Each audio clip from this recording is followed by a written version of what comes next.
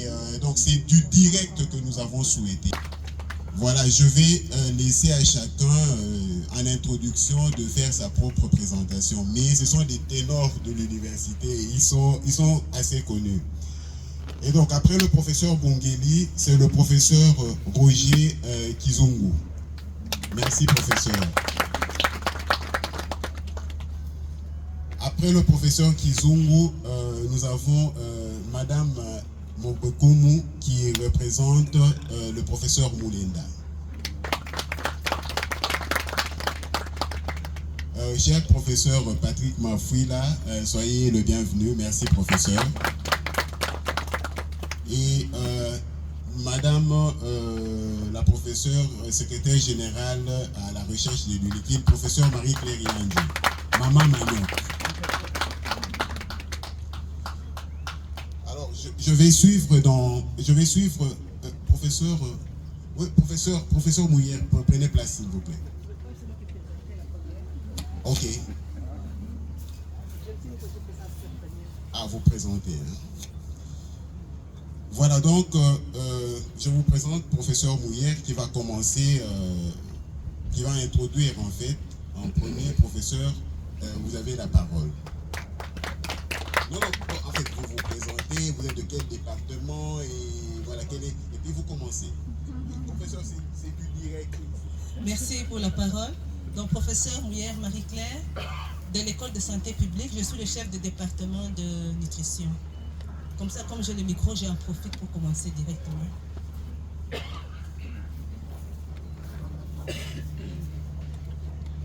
Permettez-moi de me mettre un peu en retrait à cause du soleil.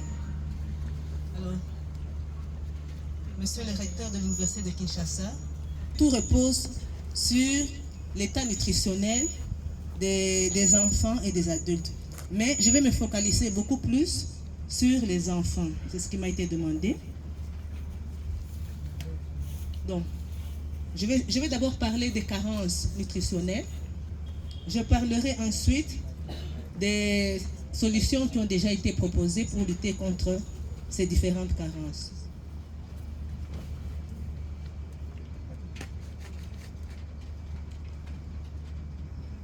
Comme les autres pays de l'Afrique, la RDC vit actuellement un triple fardeau de la malnutrition.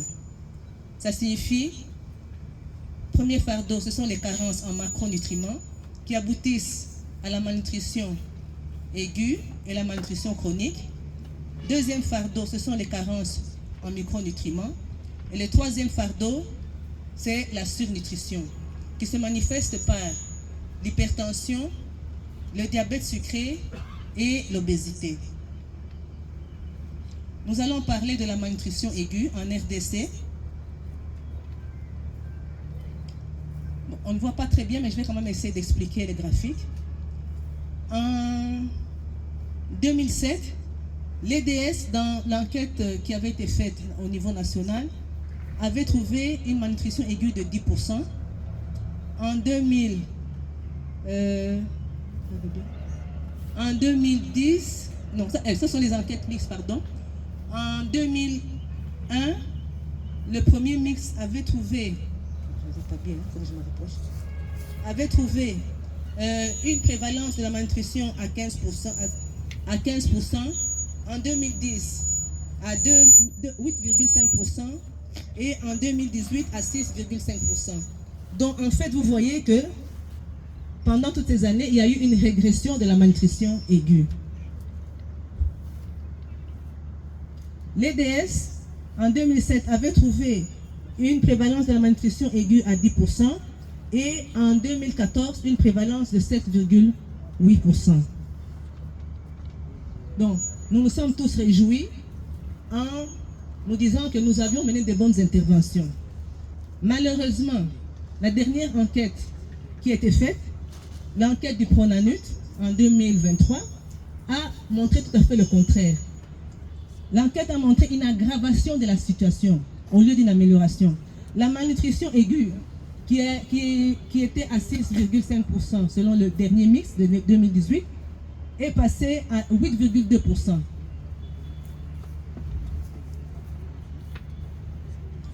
Et voilà la cartographie. Donc, vous avez pratiquement en couleur, je ne sais pas si vous voyez, en couleur brune. En couleur brune, ce sont les provinces où la situation est vraiment critique. En couleur jaune, ce sont les provinces où la situation est en alerte. Et en couleur verte, ce sont les provinces où on peut dire que la situation est acceptable. Donc vous voyez que pratiquement toute la RDC est couverte par la malnutrition aiguë. Ici, il y a une enquête qui a été faite par IPC qui montre que la malnutrition aiguë est très grave en 2023, était très importante à l'ouest et à l'est du pays. Mais j'ai voulu vous montrer cette carte pour vous montrer que en 2024,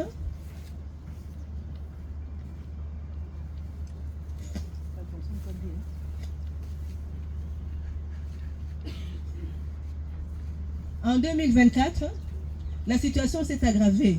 Là où, à l'est, donc du côté de la province de l'Ituri, là où la situation était acceptable, la situation est devenue en alerte. Les zones qui sont blanches, ce sont les zones qui n'ont pas été analysées.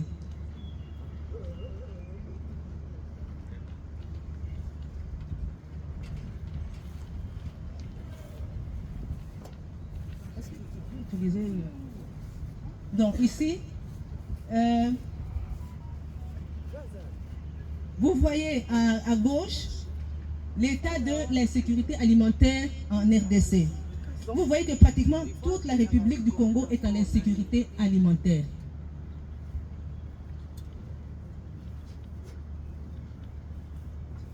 Nous allons maintenant parler de la malnutrition chronique.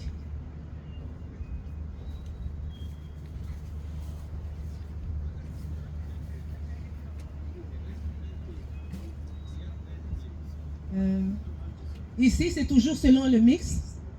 Le mix montre que la malnutrition chronique a régressé, partant de 51% en 1995 à 42% en 2013. Alors, c'est ici que la situation n'est pas bonne du tout. Donc, vous voyez que la ligne jaune, c'est la ligne où, c'est la ligne où la prévalence est à 40%. Donc c'est le seuil que normalement on ne doit pas dépasser. C'est vraiment le seuil d'urgence. Alors 21 provinces sont au-delà du seuil d'urgence en République démocratique du Congo. La malnutrition chronique est très grave. La malnutrition aiguë est grave puisqu'elle entraîne rapidement une morbimortalité importante. Mais là où on ne fait pas attention, c'est que la malnutrition chronique, chez un enfant qui est dans les 1000 premiers jours, donc allant de la conception jusqu'à 2 ans, cette malnutrition chronique, quand elle atteint l'enfant, ça détruit les neurones du cerveau. Donc c'est irrécupérable. Et avec cette situation, vous comprenez que nous formons des koulouna en potentiel qui vont augmenter. L'enquête nationale de nutrition de l'année passée a montré que la malnutrition chronique que le mix avait déclaré être à 41% est monté à pratiquement 48%. Donc la situation s'est encore aggravée. Donc voilà, représenté sous forme de carte, l'état de la prévalence de la malnutrition chronique en RDC. Vous voyez que c'est toute la République démocratique du Congo. La carence en micronutriments,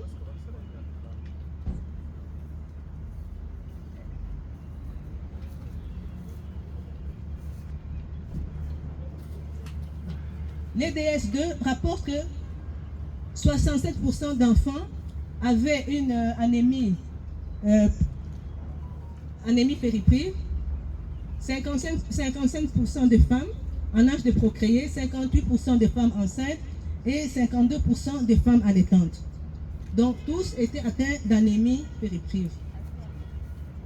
La carence en iode, il n'y a jamais eu pratiquement d'études sur la carence en iode, mais Ici, la carence en iode est traduite par, je m'excuse, il y a eu des études, mais pour le moment, il n'y en a pas.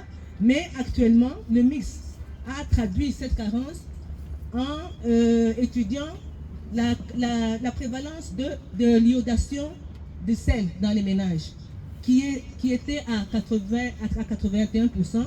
Ça signifie que pratiquement 19% de la population avait une carence en iode. La carence en vitamine A a été évaluée à 61%, mais c'est une étude qui date de 1998. Nous avons un problème sérieux de manque d'études en RDC. La prévalence de l'anémie, je viens déjà d'en parler. Ça, c'est l'anémie aussi. Alors, la carence en zinc, elle est à 50%, et ça, c'est selon le mix 2018. Quelles sont les solutions qui ont déjà été proposées? Il y a plusieurs stratégies qui ont visé les interventions spécifiques et sensibles à la nutrition. Les interventions spécifiques, ce sont les interventions qui touchent directement le secteur de la santé. Mais comprenez, chers participants, que pour résoudre le problème de la malnutrition, il n'y a pas que le domaine de la santé, qui intervient d'ailleurs en faible proportion. Il y a tous les secteurs sensibles. Nous avons notamment les agronomes et tous les autres environnements, l'économie et tous les autres et tous les autres secteurs qui doivent mettre la main à la pâte pour qu'on puisse résoudre ce problème. Vous avez vous-même la gravité du problème. Alors, il y a eu différents engagements que le président de la République a pris, notamment en 2021, lors du sommet mondial sur les systèmes alimentaires. Il a promis que nous allons lutter contre la pauvreté et les inégalités et éradiquer la faim. Donc, chacun de nous est concerné par ce problème. Et il y a eu aussi la création du mouvement SAN. C'est un mouvement mondial et la RDC a adhéré à ce mouvement en 2013. C'est un mouvement qui s'appelle Scaling Up Nutrition, dont essayer de remettre la nutrition au cœur du développement. Il n'y a pas de développement dans un pays si les individus ne sont pas bien nourris. Je vous ai montré la carte de la RDC. Tous ces individus-là qui sont mal nourris, les enfants qui sont mal nourris, qu'est-ce qu'ils vont produire demain? Comment seront-ils compétitifs? Comment notre pays deviendra compétitif sur le plan international avec cette prévalence élevée de la malnutrition? Donc, chacun doit mettre la main à la pâte pour résoudre ce problème.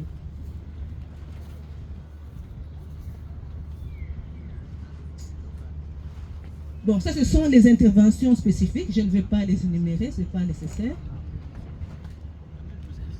Les interventions sensibles, je vous ai déjà expliqué. Alors, au niveau quand même du pays, au niveau du gouvernement, donc au niveau du programme national de nutrition, il y a eu quand même la création d'un système de surveillance qu'on appelle système national, système nutritionnel de surveillance et alerte précoce. Et ce système se base sur les données routinières que nous avons et il publie les données dans ce bulletin ici. Mais la situation n'est toujours pas bonne, comme nous vous l'avons expliqué. Il y a eu l'élaboration d'un plan national stratégique multisectoriel en 2023, l'année passée. C'est un plan qui part de 2023 à 2030. Alors, qu'est-ce que ce plan vise? La vision pour les ODD, l'atteinte des ODD en 2030, faire de la RDC un pays où chaque individu jouit d'un meilleur état nutritionnel, garantissant le développement d'un capital humain pleinement contributif à l'impulsion du développement socio-économique. Quels sont les points saillants de la situation nutritionnelle que je vous ai présentée? Premièrement, très faible couverture des interventions en nutrition. Très faible couverture. Qu'est-ce qui se passe? Il y a une disparition dans l'appui des bénéficiaires en province. Donc, il y a des provinces qui jouissent de l'appui des PTF, il y en a d'autres qui n'en jouissent pas. Dans certaines zones de santé, il y a des zones de santé qui jouissent de l'appui Mais cet appui n'est pas complet. On appuie certaines stratégies, mais on n'appuie pas le tout. Donc vous voyez qu'avec ça, c'est difficile que nous puissions sortir de la malnutrition en général. Il y a un faible rapportage de données, des interventions sensibles, et il n'y a pas de coordination des interventions. Donc ça, ce sont les axes stratégiques du plan stratégique.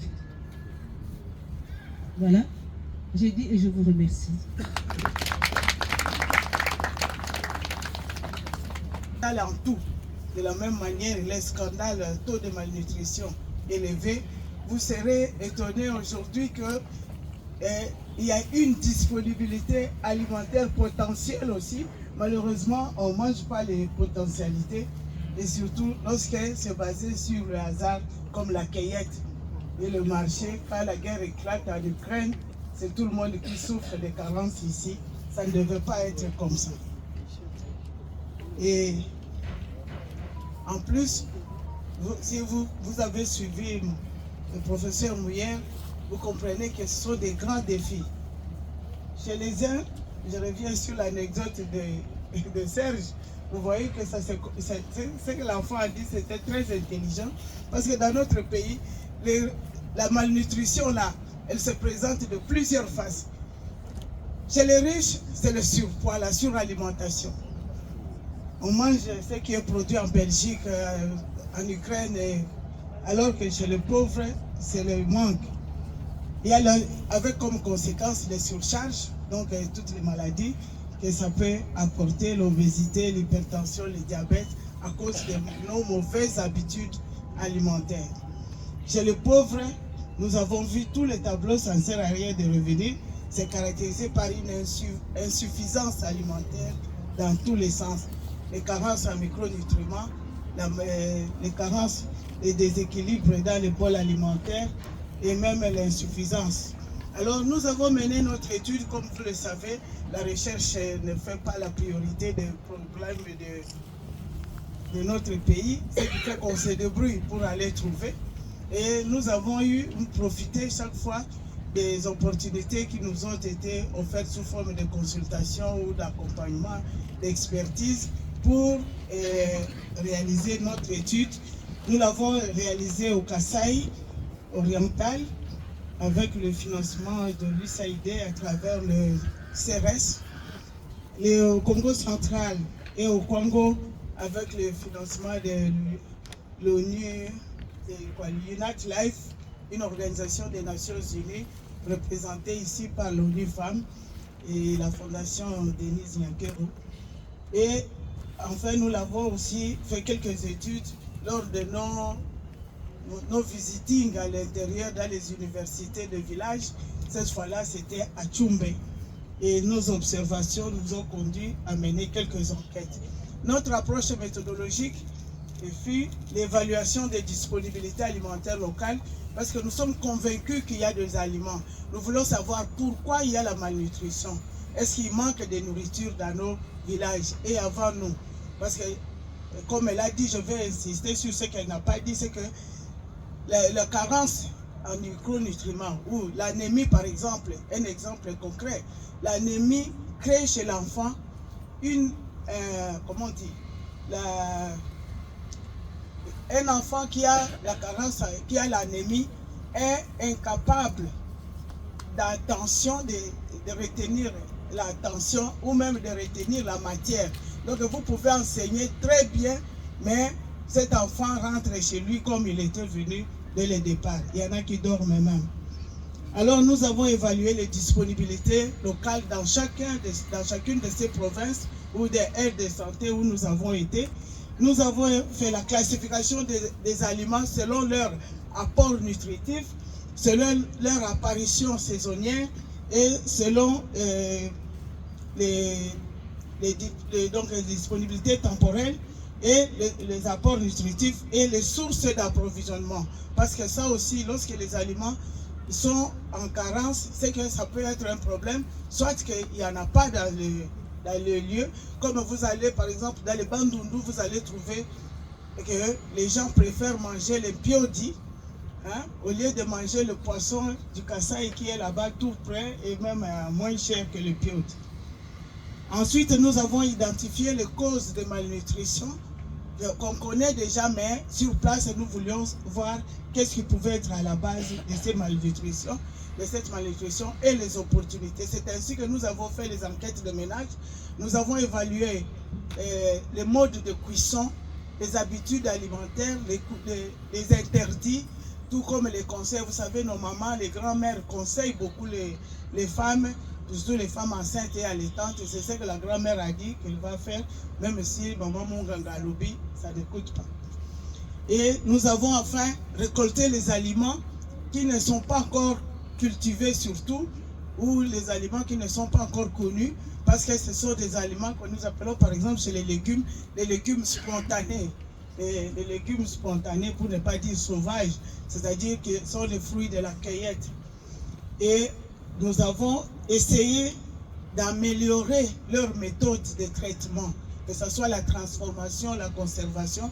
Nous avons essayé de copier leurs recettes, mais en analysant, en précisant, en déterminant les points critiques, là où, à quel moment les nutriments disparaissent, parce que vous comprenez, surtout avec les carences en micronutriments, souvent l'aliment est là, où le monsieur a l'argent, madame reçoit ce qu'il faut pour aller au marché, elle amène tout ce qu'il faut dans son panier, mais les aliments arrivent dans la marmite, et puis tous les éléments nutritifs disparaissent, ce qui fait que le bol qu'on présente sur la table ne contient plus. D'ailleurs, pour la plupart des cas, par exemple, pour les vitamines, les pertes en micronutriments, c'est dû surtout à ça. Donc, nous avons fait ces études pour nous permettre de voir quels sont les problèmes qu'il y a. Nous avons obtenu, nous avons identifié 5 sources d'approvisionnement. C'est les champs, donc l'agriculture. Pour la plupart des cas, vous savez que les 2/3 de la population habite en milieu rural. Et les coins où nous avons visité, effectivement, l'activité principale, c'est l'agriculture. Et puis, nous avons l'élevage. L'élevage, on trouve le petit bétail et le gros. Et nous allons voir qu'est-ce qu'on fait de tous ces élevages-là. Et la cueillette, elle est saisonnière. Elle est partout, périodique. Et vous connaissez, nous avons dit, notre pays, c'est le scandale de tout. Même le climat, il a ses périodes. Et chaque climat correspond à une certaine variété d'aliments qui apparaissent. Et puis la chasse aussi. Mais nous allons voir à quoi servent tous ces aliments. Donc nous avons 5 sources. Donc le marché, ce qu'on ne produit pas localement, la cueillette, l'agriculture, l'élevage et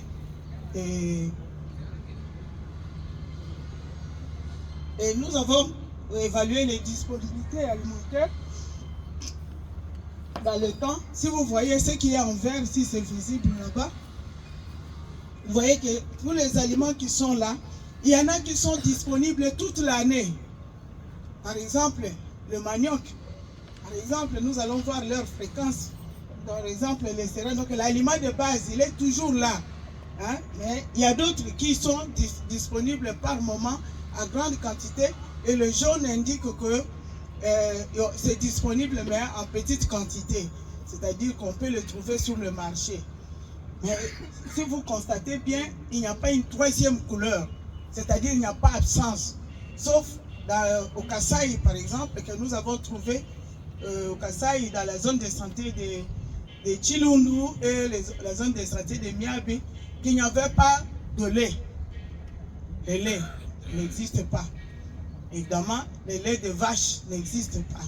Mais ce n'est pas un drame. Il y a moyen de trouver des solutions pour ça. Nous avons, donc le premier tableau c'était le Congo, maintenant c'est le Miabi et le Chilundu. Vous constatez que tous les aliments sont présents d'une manière ou d'une autre, mais toute l'année, il y a toujours un aliment. Il y en a qui diminuent, mais qui ne disparaissent pas. C'est-à-dire qu'on peut manger, on ne peut pas passer une journée sans manger. Mais lorsque nous regardons l'aliment de base, qui est consommé par 90% des personnes, même plus, c'est par exemple le manioc. Par rapport aux autres tubercules, nous allons le voir, ou d'autres sources d'énergie. comme source d'énergie, on a le manioc. Et il y en a qui le consomment associé au foufou et au maïs. Il y en a qui le consomment seul. Et vous voyez, ça fait une grande différence dans le... Il y a une grande différence sur le plan nutritionnel. Parce que le manioc, c'est un aliment pauvre en protéines. Et pour ceux qui le consomment en association avec le maïs, ils gagnent quelque chose parce que le maïs contient 9 à 11%. Et je crois que les gens de l'INERA, les chercheurs de l'UNIKIN ou de l'INERA, vous nous diront qu'ils sont arrivés même à faire la biofortification et l'enrichissement en protéines. Il faut arrêter.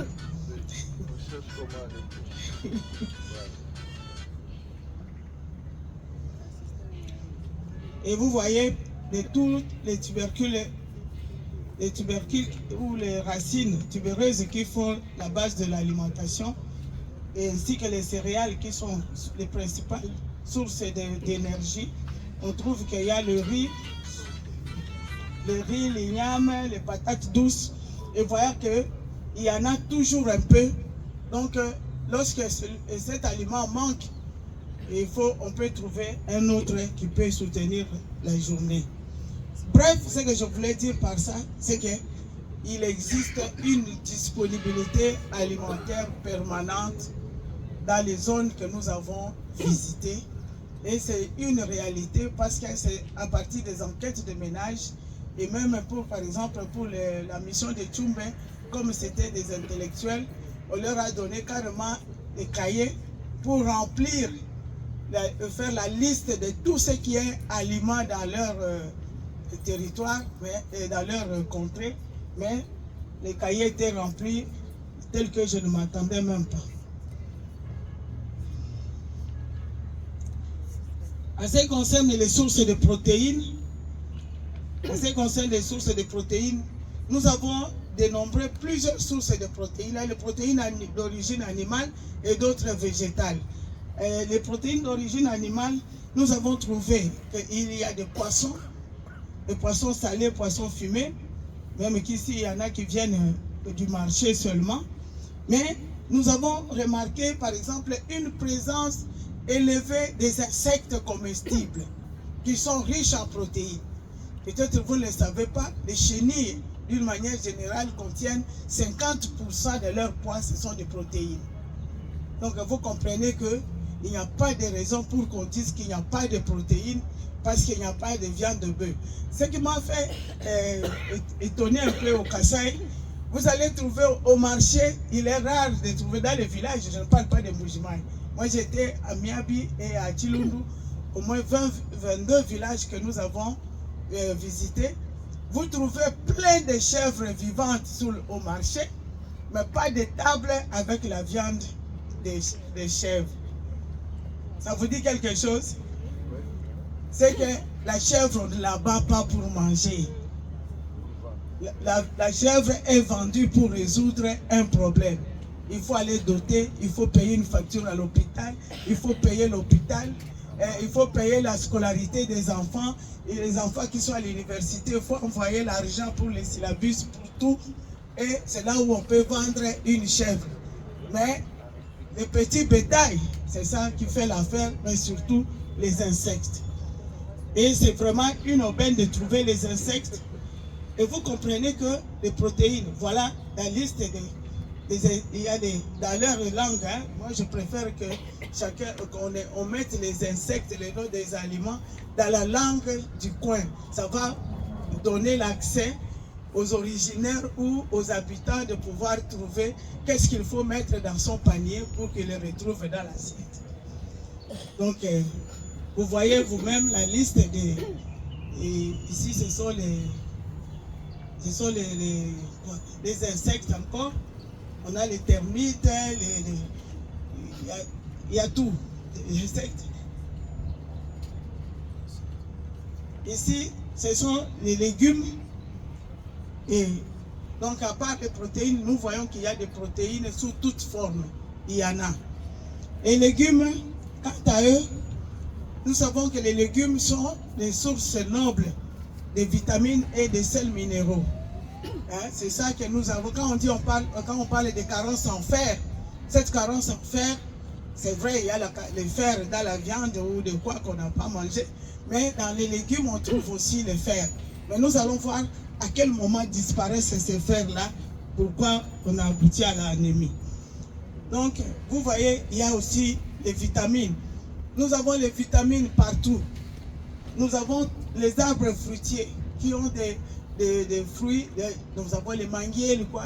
Et d'ailleurs, il y a de belles images, vous voyez, les jours du marché, comment sont remplis les bassins d'avocats, des ananas. Et je me souviens, à Tchumbe, avant de prendre l'avion, tout le monde monte dans l'avion avec 1 ou 2 ananas, même 3.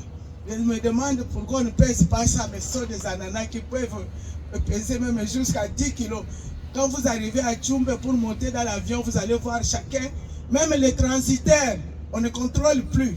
Même les transitaires descendent à l'aéroport et achètent l'ananas parce que c'est moins cher. Donc, il y a de la nourriture. Et puis, nous avons trouvé aussi une opportunité. Ce que nous appelons les opportunités dans la nutrition sont des bonnes pratiques, quand même, de l'alimentation. Notamment les associations culinaires. Il y a l'arachide qui constitue un élément, un accompagnement de taille. Comme ici à Kinshasa, on se plaît à mettre les cubes magie, je ne sais quoi. Mais que ce soit dans le Congo central, en Bazangungu, que ce soit dans le Kwango, au Kasaï, dans tous les petits villages, une femme qui va acheter, qui va au marché, rentre avec ses légumes, avec un peu d'arachide, en poudre ou en graines. Le seul problème, c'est la quantité là. Elle a appris, hein? J'ai appris le premier mot Chiluba là-bas, c'est les toukes. Toukes. Moi, j'ai dit, je ne veux plus les toukes. Parce que tout est toujours en termes de petits. Surtout les arachides. Et pourquoi alors il y a la malnutrition? Malgré, nous avons vu qu'il y a l'abondance de tout, mais en qualité, oui, mais en quantité, nous allons voir pourquoi. Par exemple, l'huile de palme, c'est pour les carences en vitamine A. Nous avons étudié que la plus grande source de vitamine A, source végétale de vitamine A, c'est l'huile de palme. Il contient plus de 11 400 milligrammes par gramme, je crois, de vitamine A. Mais qu'est-ce qui se passe? L'huile de palme, pour être préparée en sauce, on a tendance à la blanchir. Or, la vitamine A est thermolabile. À une température élevée, la vitamine A est détruite. Donc la maman aura une très bonne sauce que papa va apprécier, mais avec comme conséquence pas de vitamine A. La durée de cuisson. La durée de cuisson, au Kasaï, j'ai trouvé une très bonne durée de cuisson. Même si elle ne calcule pas, moi j'ai calculé. En tout cas, entre 10 et 20 minutes, la dame a déjà fait son affaire, ce qui est très bien. Mais dans d'autres provinces, au Kasaï, on commence par les foufous. C'est quand on est en train d'arranger les goussaou, on est en train d'arranger là le maïs, et on est en train de tourner le maïs, qu'on se met à arranger les légumes qui vont accompagner ce foufou-là. Alors, pendant tout ce temps-là, la dame va effeuiller, nettoyer, et ainsi de suite. Et quand elle tourne son foufou, directement, elle met la marmite des légumes au feu. Et une bonne pratique, elle n'ajoute pas de l'eau dans ses légumes sans avoir constaté qu'il en manque. Et vous savez que tous les légumes, en fonction des types, contiennent toujours à 80% la quantité d'eau. Surtout les épinards, on ajoute l'eau pourquoi? Les bites, écoutez, on ajoute l'eau pourquoi? Les pondous, on peut ajouter, mais dans quelle quantité? Ça aussi. Et une fois, je faisais une autre enquête à Kisangani, les dames m'ont dit, on a préparé les pondous par 4 sources de chaleur. On a constaté que c'est la durée vers l'ébullition qui varie d'une source de chaleur à l'autre. Par contre, la durée de cuisson de pondou après ébullition était la même. Mais qu'est-ce qui arrive? C'est, par exemple, à Kisangani, on laisse la marmite de pondou au feu. Et puis on s'en va au marché ou au travail. Et quand on va revenir, on bouge le brasero et on ajoute la braise, on remet la marmite, on ajoute tout ce qu'il faut. Et tout ce qu'on fait à côté, on prépare toute la nourriture, la marmite de pondou est la dernière à descendre du feu. Alors que Kasaï, la dame a déjà fait son foufou et le monsieur doit manger un foufou chaud, ça signifie qu'elle doit vite faire descendre son pondou du feu. Et c'est quelque chose de pratique et de particulier que j'ai trouvé dans quelques villages de Chilundu là-bas, et que les autres n'ont pas ça, mais ils ont ça d'une autre manière. Par exemple, quand ils préparent le pondou, après avoir pilé le pondou, pendant qu'il fait son foufou, elle pile le pondou, et quand elle met son pondou au feu, elle ne met pas le couvercle, elle ne met pas les épices, parce qu'il faut éviter d'autres solutions chimiques qui peuvent se réaliser et retenir les cyanures sous une autre forme dans la marmite. Alors, qu'est-ce qu'elles font? Elles laissent la marmite ouverte et puis elles continuent à faire autre chose. Dès que le pondou, il fait comme une bombe, pouf! Quand cette vapeur-là s'en va, et c'est celle-là qui s'en va avec l'acide cyanhydrique formé pendant le pilonnage. Et j'ai trouvé ces femmes très ingénieuses. Et elles m'ont dit, pourquoi vous faites ça? Ils ont dit, parce qu'il y a des pondous qui peuvent tuer. Quand le pondou est amer, il peut tuer. Et effectivement, au laboratoire, nous avons trouvé ça, mais on manquait comment on peut le dire aux femmes. Mais au moins, à l'embouchement, là-bas, à Chilundu, on nous a montré que c'est possible que tout le monde change ce comportement-là. Donc, c'est faisable.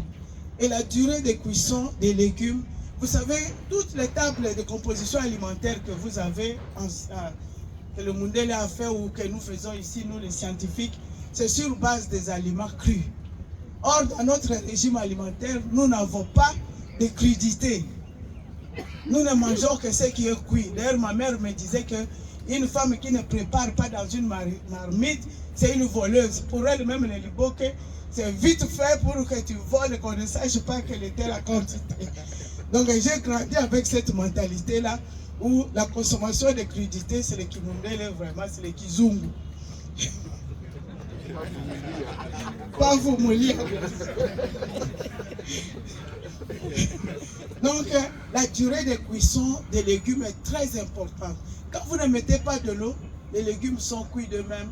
Ils ne dépassent pas 20 minutes et c'est déjà prêt et c'est correct pour manger.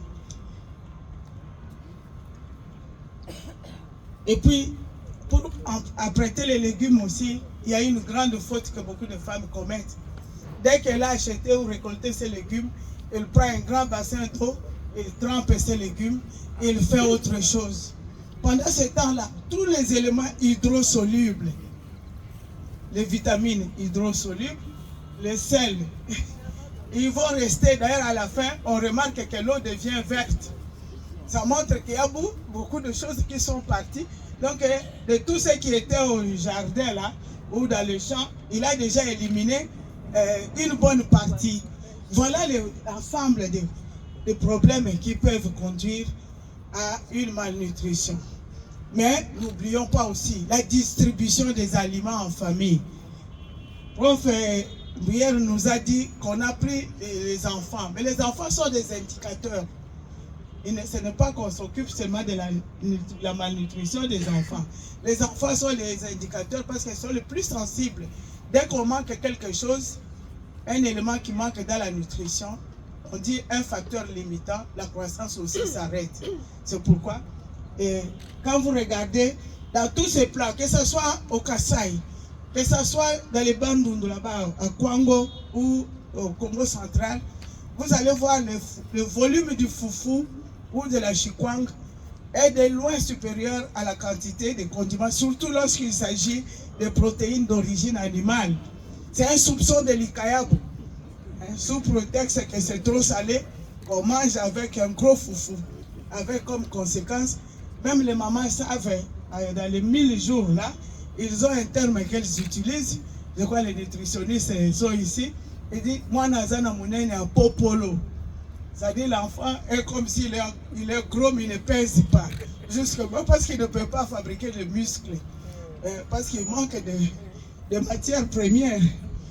Donc la distribution, c'est très important. Il faut, ce sont des choses qu'il faut améliorer. Et nous avons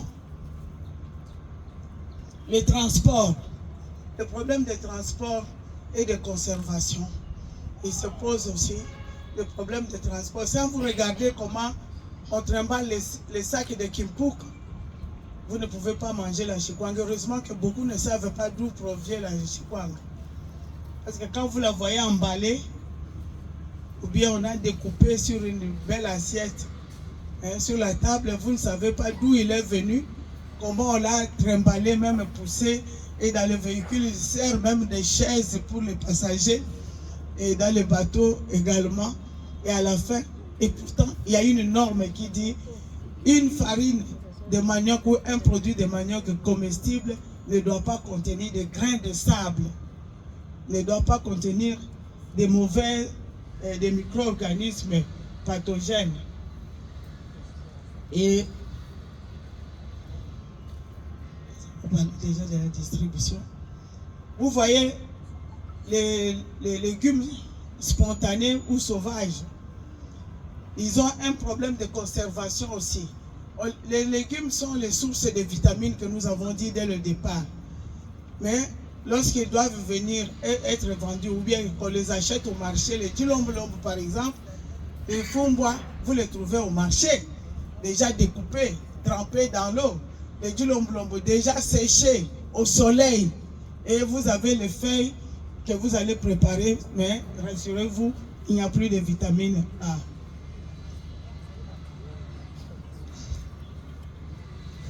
Lorsqu'ils sont en train de préparer l'oseille, vous allez remarquer, par exemple, on jette l'eau de cuisson. Il y en a qui disent c'est aigre. Et j'ai posé une question à une dame à Miabi. Pourquoi vous jetez l'eau? La dame a dit, c'est parce que c'est aigre. Moi je dis, mais qu'est-ce que tu peux faire avec? Cette question je l'ai posée aussi à Tchoumbe. J'ai trouvé, on utilise les haies de parcelles avec l'oseille. Mais ils ne mangent pas. C'est pour soigner les... Ils m'ont dit c'est pour soigner les plaies ou c'est pour soigner la toux. Moi j'ai dit à la dame, si vous devez jeter l'eau, vous devez enlever l'eau de l'oseille.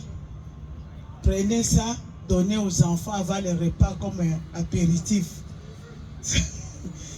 Et qu'il ait la toux ou pas. Parce que vous savez pourquoi il est aigre, parce qu'il contient la vitamine C. Et quand vous jetez, c'est que vous avez vidé vos légumes de la vitamine C.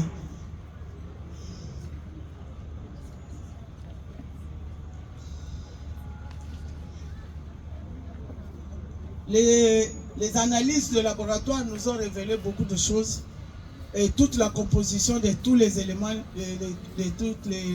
tous les légumes nous ont montré qu'il y a une certaine richesse. Par exemple, le fer, et tous les légumes, surtout les feuilles de manioc, les fougères qu'on appelle les moussilus. Mais nous avons fait semblant de préparer les moussilus comme on les prépare au Kasaï. Nous avons obtenu des résultats horribles. C'est quoi? C'est qu'à la fin de la cuisson, tout le fer est parti. Pourquoi? Il y a un lessivage. Il faut bouillir les moussilus et puis il presse. Il jette cette eau, il met encore au feu, il jette cette eau, c'est avec la troisième eau qu'on va faire la sauce. Pourquoi? Parce qu'ils trouvent qu'ils sont amers. Effectivement, les moussilus du Kasaï, ils sont amers, contrairement à ceux du plateau de Bateke ici, qui ne sont pas amers. Mais l'amertume, nous avons analysé qu'il y a aussi un peu de cyanure dans ça. Mais le problème n'est pas aussi grave. Vous savez que là où il y a le cyanure, c'est là où il y a formation facile de l'acide cyanhydrique qui, fort heureusement, il est très volatile. Donc il suffit de tremper seulement dans cette eau de cuisson. Et lorsqu'on a nettoyé, avec ça, le fait de couper, ça commence à libérer le cyanure. Et ces cyanures sont très miscibles à l'eau. Avec l'hydrogène de l'eau, il va former l'acide cyanhydrique. Dès que vous mettez au feu, avant même l'ébullition, la première vapeur qui s'en va, c'est de l'acide cyanhydrique. Et ce qui reste dans la marmite, c'est 0 acide cyanhydrique. Et ce sont des choses qu'il faut connaître. Donc, pratiquement, nous pouvons dire que nous avons trouvé qu'il y a de la nourriture. L'huile, par exemple, l'huile de palme, nous avons vu que dans le Pondo, par exemple, ça ne sert à rien. Les femmes disent la kineli angomoto. Et met le poisson, la pâte d'arachide, l'huile, les épices se couvrent et puis elle s'en va. Les femmes travailleuses, là-bas, la femme s'en va au champ et puis il va rentrer. Il va trouver que c'est déjà cuit. Mais pendant ce temps-là, et la vitamine A dans les feuilles de manioc, parce que les feuilles vertes foncées, la vitamine A dans le poisson ou même dans l'huile de palme est déjà partie avec la cuisson. Et ça, c'est l'expérience, j'ai déjà parlé de ça. Donc, je pense que notre étude ici nous a montré beaucoup de choses. Je prends l'exemple de la transformation du manioc.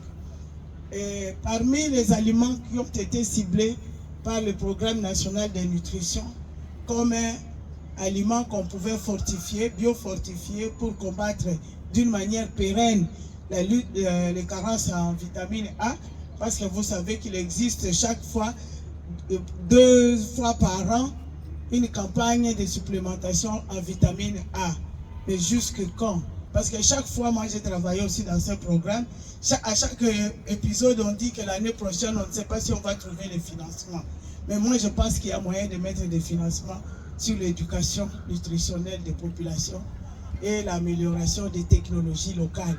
Parce que, par exemple, avec la vitamine A, il y a eu tout un programme ici de boutures biofortifiées. On a distribué les boutures et aujourd'hui, vous cherchez ces boutures-là, ils ont disparu parce qu'il a manqué l'appropriation. Les femmes n'ont pas aimé. Pourquoi? Vous allez voir que le manioc est séché à l'air libre, c'est-à-dire au soleil, à même le sol. Et à la fin du séchage, qu'est-ce qui va se passer?